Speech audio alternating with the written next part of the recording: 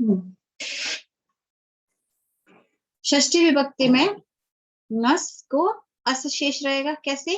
न, अ और स, इसके तीन धातु होते हैं, जिसमें से न को क वर्ग में आने के कारण लशक व तद्धिते से इत संज्ञा होके तस्य लोप से लोप हो जाएगा। पीछे बचेगा हमारे पास अस।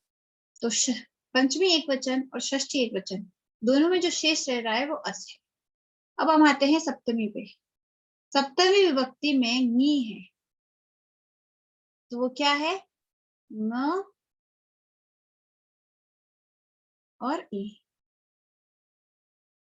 अब फिर से वही न को क्या होगा? लशक व तद्धिते से इत संज्ञा होके तस्य लोप से लोप, पीछे बचा सिर्फ ई। ओस में फिर से कुछ नहीं है, पीछे बचा सुप। और सुप के पा को हम हलंत्यम से इत संज्ञा करके पीछे बचेगा सु। जैसे कि नदीशु, रामासु या रामेशु। रामेशु बनता है और इस स को श हो जाता है। ये बात ध्यान रखना, अगर कहीं पर भी रिकार हो, इसमें विभक्ति के आगे वाले किसी भी शब्द में कहीं पर भी रिकार हो ना, तो जो स होता है इसको श हो जाता है। इसका सूत्र है, बट ये ध्यान में रखना, इससे क्या होगा कि जब भी शब्द रूप लिखोगे तो कहाँ स और कहाँ श लगाना है ये पता चल जाएगा।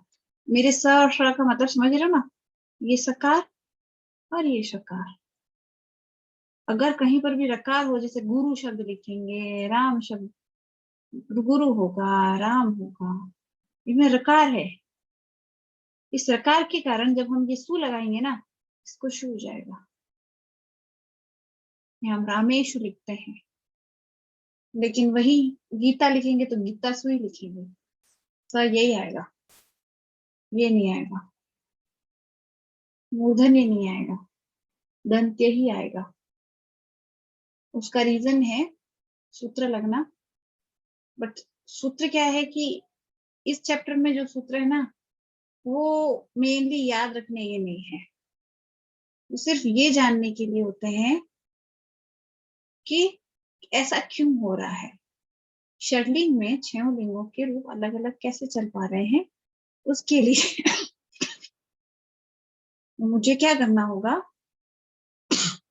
एक पहले दूसरा सूत्र पढ़ा देती हूँ अभी, ताकि बस समझ में आ जाए कि ये चीज क्या है। उसके बाद में क्या करूंगी,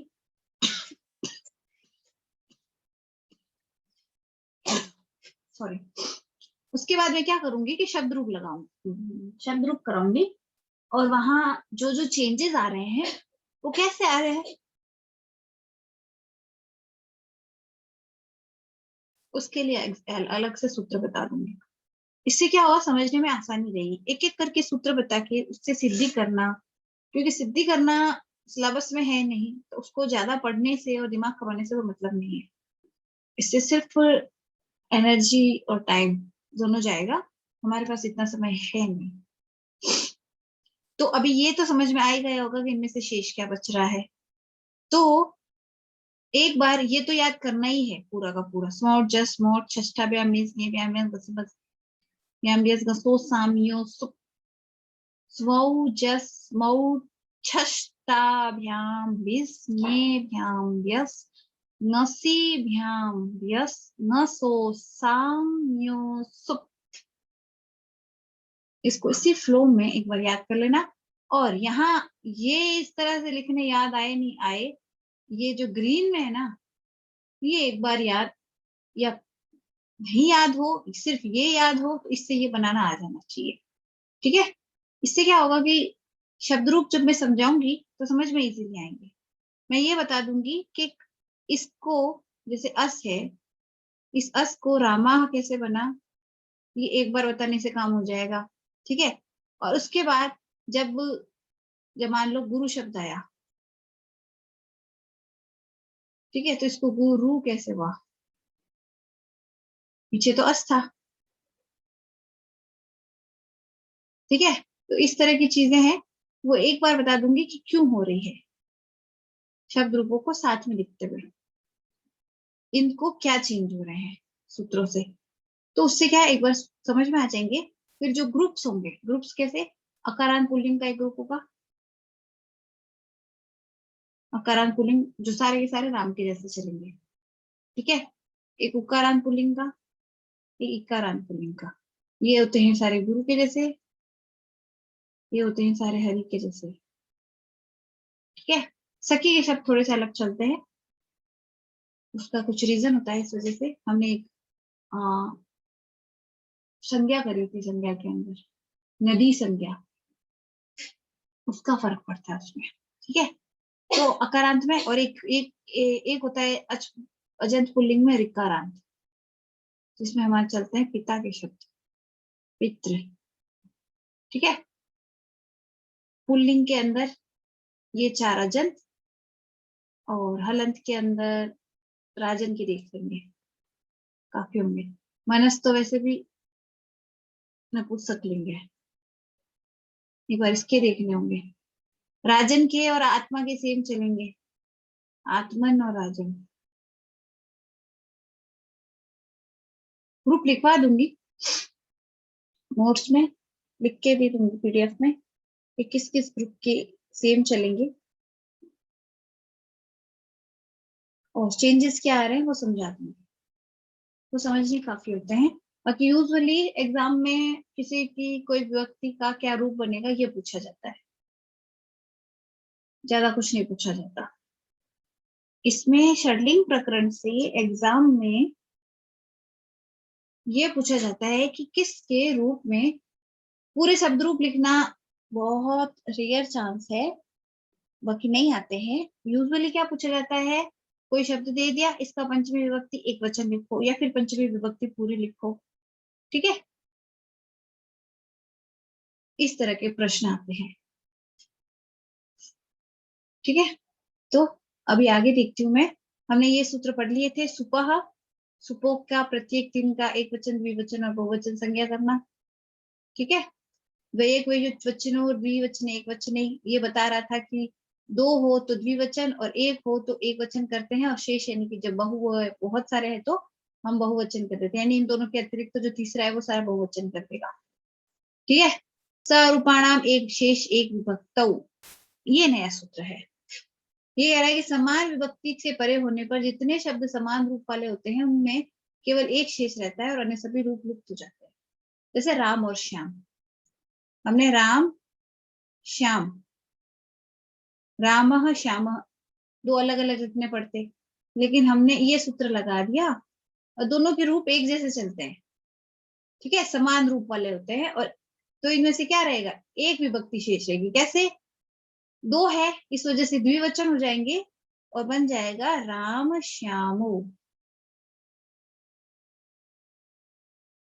कल ही हमने इसका एक एग्जाम्पल देखा था, अगर याद हो तो सुश्रुत के चैप्टर में जब हमने यकृत और प्लीहा का निर्माण पढ़ा था, किससे,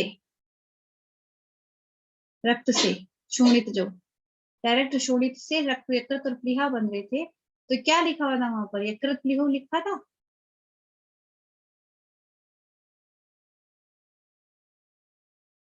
इन दोनों के रूप एक जैसे चलते हैं, दोनों को एक साथ रखना है, दोनों में सेम विभक्ति लग रही है तो इन दोनों को मिला करके दोनों में एक विभक्ति लगा, ये बता रहा है सरूपाणाम एक शेष एक विभक्तो,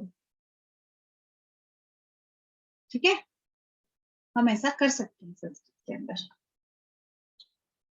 फिर ये 2 सूत्र है जो किसको कर रहे हैं, हमने राम कर लिया था, राम स डायरेक्ट लग के, फिर वो स को ससुज शुरू, और फिर रुत को खरवसानी विसर्जनीय से, पहले विराम सन से अवसान संख्या, फिर खरवसानी विसर्जनीय से विसर्ग होकर के राम बन रहा था।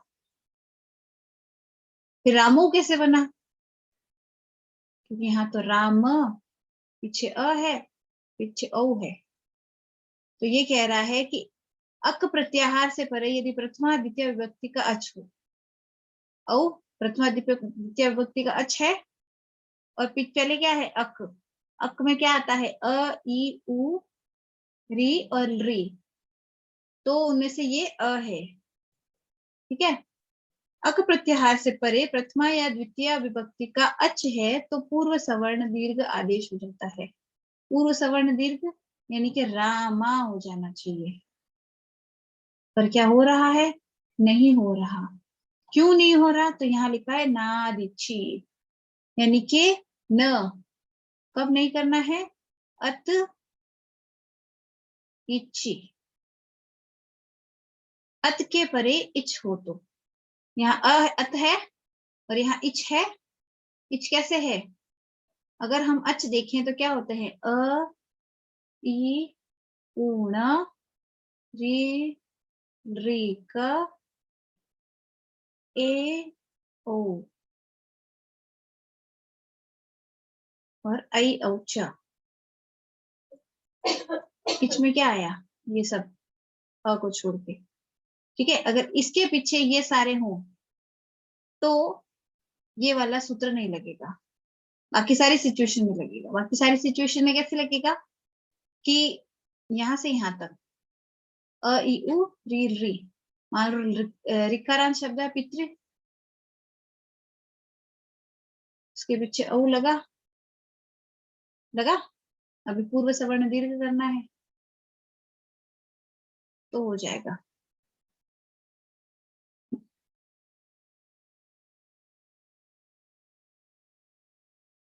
ठीक है, तो अत से परे यदि इच हो इनमें से कोई, तो इनमें से कोई यानी कि औ इसी में है, तो पूर्व आदेश को निषेध होकर पूर्व सवर्ण नहीं होगा।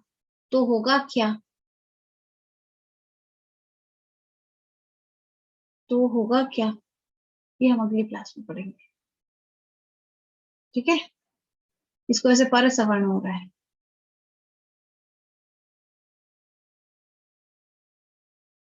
ठीक है, और वो पितर था ना, पितृ, वहां पितर बनेगा।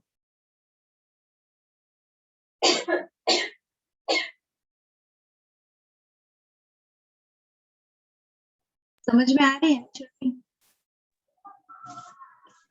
यस मैम, निद्रा करा दी मैम आप लोग पूरी? हाँ, निद्रा यस मैम। सुश्रुत की निद्रा। हम जो कल छोड़ देगी, कल हाँ, मतलब मैंने आपने सोचा बीच वो में। शेड्यूलिंग के बाद करूँ, वो करवानी है। शेड्यूलिंग के बाद करवा दूं? नहीं मैम, करवाई मैं नहीं है। पूछ रहा था, मैं लेट ज्वाइन हुआ था ना, इसलिए पूछ रहा हूँ। आप लेट ज्वाइन हुए थे, क्लास भी लेट स्टार्ट हुई थी। 9:20 पे स्टार्ट हुई थी, इसलिए निद्रा नहीं कराई, वरना निद्रा में पूरी क्लास निकल जाती। हम शेड्यूलिंग शुरू नहीं करते फिर, निद्रा नहीं हुई है। निद्रा हम शेड्यूलिंग के बाद करेंगे। क्या है ना, बीच बीच में थोड़ा गैप रह जाता है, या फिर मान लो कोई दिन शेड्यूलिंग का कोई प्रकरण तैयार नहीं हुआ, क्योंकि इसमें क्या है, प्रिपरेशन ज्यादा करनी पड़ेगी। मान लो किसी दिन शेड्यूलिंग का कोई प्रकरण पूरी तरह से तैयार नहीं हुआ, तो भी हम निद्रा ले लेंगे, बीच में सुश्रुत का वो टॉपिक ले लेंगे। ठीक है,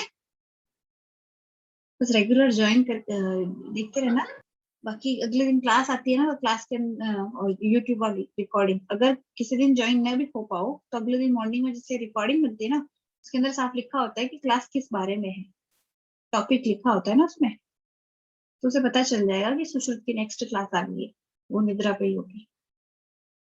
ठीक है, बाई चांस अगर मिस हो जाए तो, अभी मिस करना मत। क्लास के अंदर सवाल पूछने वाला भी कोई होना चाहिए।